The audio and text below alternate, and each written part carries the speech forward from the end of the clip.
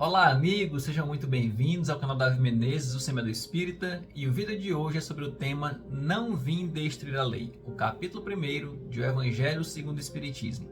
Antes de iniciarmos a aprofundar o assunto de hoje, já deixe seu like, inscreva-se no canal e ao final compartilhe esse vídeo com os amigos, tá certo? Na semana passada, no dia 20 de dezembro, iniciamos o nosso projeto de analisar todo o Evangelho segundo o Espiritismo, e naquela oportunidade estudamos a introdução desse livro maravilhoso e transformador para nossas vidas. Prosseguiremos hoje com o capítulo 1, como já anunciei, Não Vim Destruir a Lei.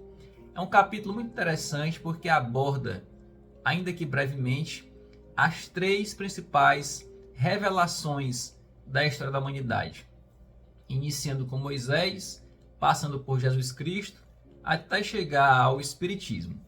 Então, nós observamos aqui no Evangelho segundo o Espiritismo que Moisés foi imprescindível para essa história das ideias religiosas aqui no nosso planeta, porque a sua principal atividade, a sua principal função foi mostrar para cada um de nós que Deus é um Deus único, e Moisés veio então unificar essa crença em um ser maior, para assim possibilitar o passo seguinte, que é de ampliar os laços de fraternidade. E o que é que tem a ver a unificação em torno da visão de um Deus único com a ampliação dos laços de fraternidade? Ora, meus amigos, imaginemos que antes dessa unificação, a humanidade, de um modo geral, acreditava em diversos deuses, em uma infinidade tão grande que em alguns lugares se chegava a acreditar em deuses diferentes de uma casa para outra. Porque, pela tradição da época, quando um patriarca da família, um ascendente, desencarnava, ele virava uma espécie de deus lar. Tanto que faziam ali umas pequenas esculturas e colocavam no altar doméstico. Se você já assistiu aquele filme O Gladiador, um filme muito famoso aí já de alguns anos atrás, tem uma cena que nós percebemos lá o gladiador desembalando, umas pequenas esculturazinhas que se referem a esses deuses lares da sua família. E aí vem esse dilema, porque muitas vezes um parente nosso era inimigo do parente do vizinho, ou os espíritos que desencarnavam em uma cidade eram inimigos dos de outra cidade. Então, como podemos estabelecer uma amizade entre pessoas e ainda mais entre povos, quando os próprios deuses em quem essas pessoas e povos acreditam são diferentes e inimigos? Fica muito difícil, não é verdade? Então, por isso, Moisés veio com essa missão de mostrar um Deus único, sob o poder do qual todos nós deveríamos nos irmanar. Ocorre que, à época de Moisés, a humanidade ainda tinha sentimentos muito mais primitivos do que hoje, muito mais apegados às manifestações exteriores. E por isso Moisés precisou apresentar uma dualidade de leis. A lei de Deus, estabelecida nos 10 mandamentos, que nós já conhecemos, não matar, não roubar, não desejar a mulher do próximo, respeitar pai e mãe, e todos aqueles que nós conhecemos. Mas também Moisés necessitou criar leis civis para regular os costumes, as práticas e a moral do povo daquela época. Assim, Moisés conseguiu criar um mínimo de ordem naquela sociedade tão tumultuada na qual ele foi inserido na ocasião. Com o passar do tempo, porém, nós percebemos que muitas dessas leis civis criadas por Moisés foram sendo substituídas, porque na verdade não eram uma representação da vontade de Deus, daquela lei eterna, como um reflexo da lei de amor. E com isso passou a ser substituída por novas leis adequadas à sociedade daquela época, à medida que a humanidade ia avançando.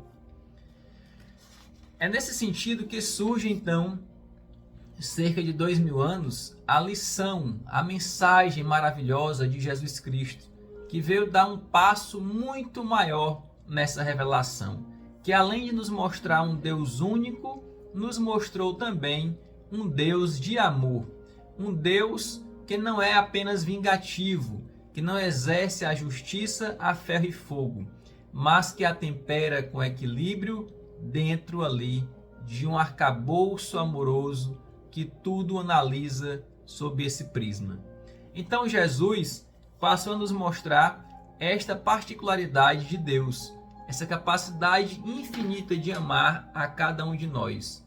E enquanto Jesus confirmou a parte da lei de Moisés que tinha a ver com os 10 mandamentos, por outro lado, muito do que Moisés falou em termos de regulação de costumes, Jesus superou essa regulação. Porque a humanidade, cerca de 2000 anos depois de Moisés, já estava preparada a compreender algumas situações que a época do primeiro legislador não foi capaz de entender. E Jesus então resumiu os 10 mandamentos em apenas 2, aquele de amar ao próximo como a si mesmo e amar a Deus sobre todas as coisas, dizendo-nos inclusive que eis aí toda a lei e os profetas. Porque se nós conseguimos cumprir esses 2 mandamentos, nós estamos cumprindo automaticamente todos os demais. Porque quem ama o próximo como a si mesmo não furta, não mata, não cobiça o que é do outro, ama a Deus sobre todas as coisas também. Então, Jesus é, acima de tudo, o modelo e guia da humanidade. Porém, ele mesmo tinha a consciência de que, devido à situação da época, não teria condição de nos revelar tudo. Por isso ele falou que no futuro iria enviar um novo Consolador. E esse novo Consolador é o Espiritismo. É importante destacar, porém, aqui uma frasezinha que eu acho muito bonita do livro da Joana de Ângelis. Inclusive, eu recomendo muito esse livro para você estudar junto com o Evangelho segundo o Espiritismo. É o livro Jesus e o Evangelho à luz da psicologia profunda, do espírito Joana de Ângelis, através do médium Divaldo Franco.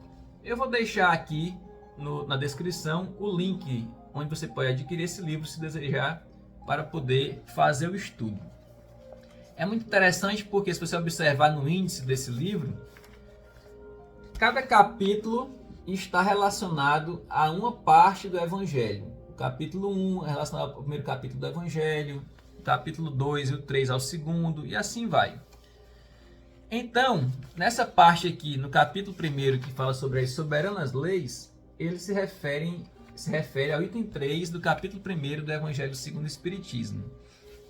E tem uma frase que eu acho muito interessante que diz assim: como efeito inevitável, a inspiração superior vem trabalhando em nome dessa lei, para que o Espírito modele as asas para a ascensão.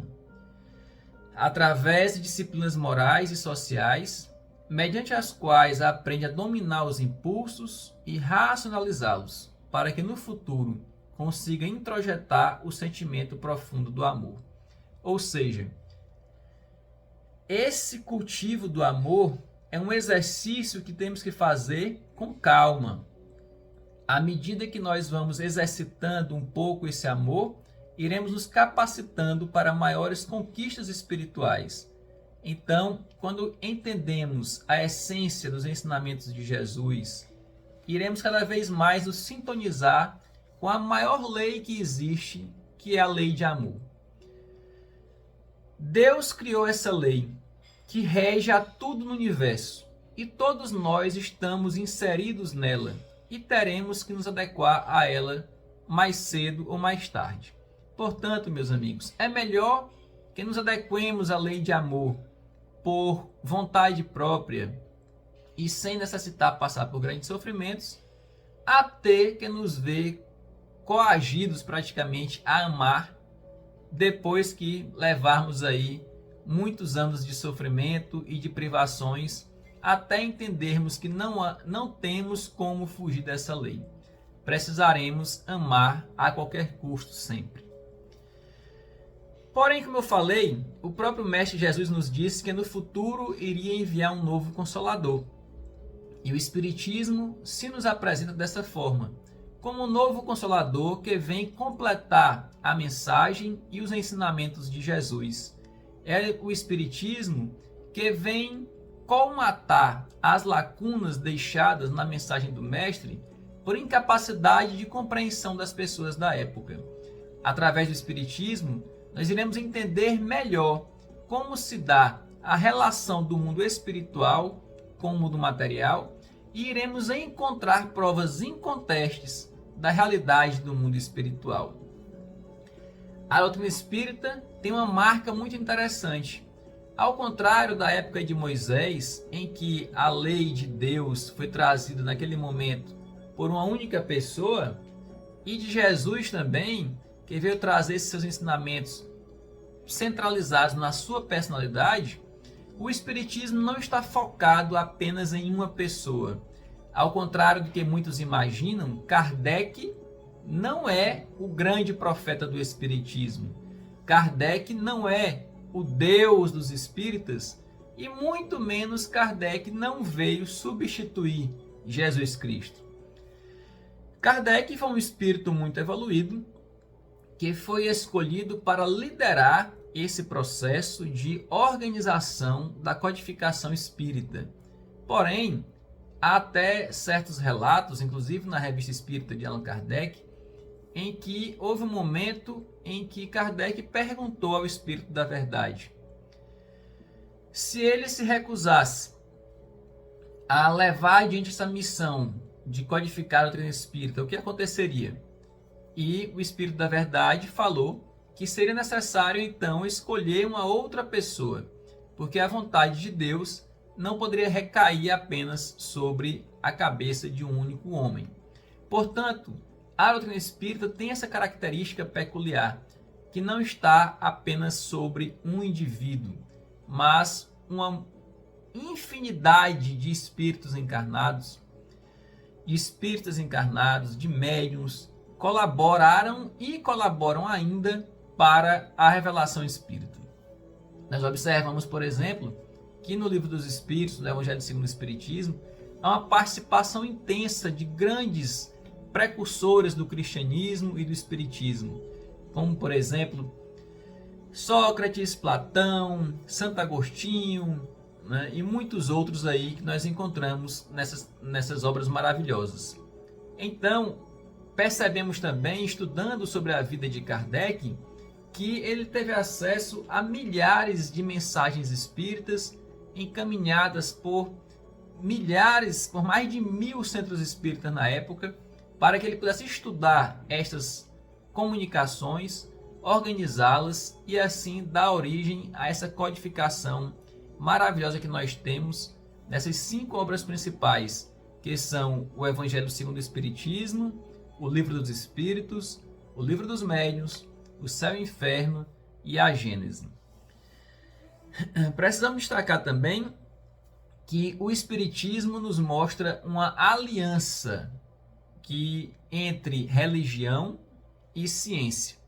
Ao contrário de épocas anteriores em que religião e ciência estavam o tempo inteiro se confrontando, o Espiritismo vem dar as mãos com a ciência e nos mostrar que a verdadeira convicção da fé no ser humano só pode ser forte o suficiente, como dizia Kardec, para encarar a realidade da vida face a face em qualquer época da humanidade, quando esta fé está assentada sobre princípios religiosos sobre princípios e comprovações científicas. Afinal de contas, foi em meio a uma sociedade bastante científica ali em Paris, diante de grandes lideranças dessa ciência, que o Espiritismo nasceu. E assim persiste até hoje. Então, nós encontramos aqui nessa história breve das ideias religiosas esse crescimento da revelação. Inicialmente com Moisés, a unificação em torno de um Deus único. Com Jesus, a crença em um Deus de amor.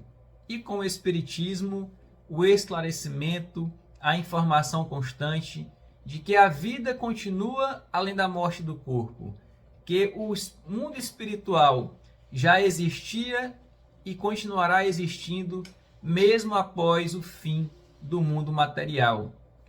e que há uma relação constante entre mundo espiritual e mundo material, motivo pelo qual precisamos sempre estar vigilantes aos nossos pensamentos e às nossas atitudes, para que estejamos em sintonia com os espíritos superiores, pois caso contrário, atrairemos para a nossa vida a influência de espíritos que ainda não conseguiram alcançar o nível evolutivo desejado e podemos complicar-nos muito mais nesse nosso processo evolutivo.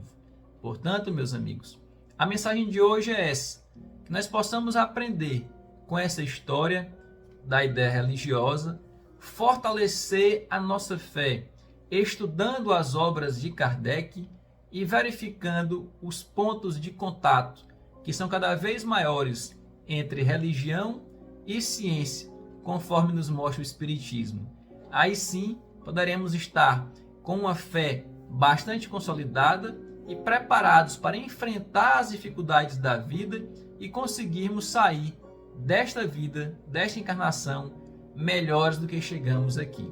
Então, se vocês gostaram desse conteúdo, inscreva-se no canal, deixe o like, compartilhe com os amigos e lembre-se, toda quarta-feira, às 19 horas, teremos um conteúdo novo aqui sobre o Evangelho segundo o Espiritismo.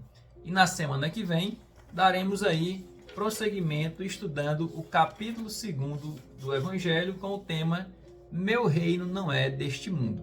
Continue seguindo o nosso conteúdo porque temos ainda, periodicamente, palestras, vídeos curtos, tudo sobre o Espiritismo de maneira gratuita para que assim possamos levar a mensagem do Mestre cada vez mais longe. Conto com a ajuda de vocês, porque como fala Fenelon aqui no capítulo 1º do Evangelho segundo o Espiritismo, sois o grão de areia, mas sem grãos de areia não existiriam as montanhas.